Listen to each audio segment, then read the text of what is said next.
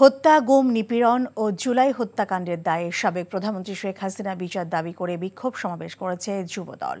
রাজধানী মালিবাগ মোড়ে যুবদলের কেন্দ্রীয় সভাপতি মোনায়েম মুন্নার নেতৃত্বে এই বিক্ষোভ সমাবেশে দলের নেতাকর্মীরা অংশ নেয়। সমাবেশ থেকে বক্তারা বিডিআর বিদ্রোহ, সেনা হত্যা, হেফাজতে ইসলামের আলেম হত্যা, সাংবাদিক সাগর রুনি হত্যা, বিএনপি নেতা ইলিয়াস আলী, চৌধুরী আলম সহ হাজারো নেতাকর্মী ও সাধারণ মানুষকে গুম, খুন, নির্যাতনের বিচারের দাবি জানান।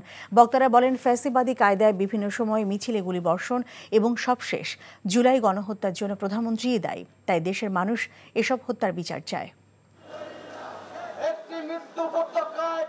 বাংলাদেশের সবচেয়ে মেধাবী চৌকস সেনা অফিসারদের এই আওয়ামী সরকার হত্যা করেছে বিডিআর পিলখানায়।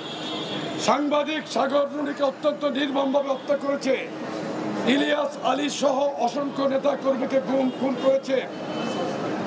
হেফাজতের শাপলা চত্বরে অসংখ্য আলেমকে হত্যা করেছে। প্রত্যেকটি হত্যার বিচার আমরা দাবি করছি।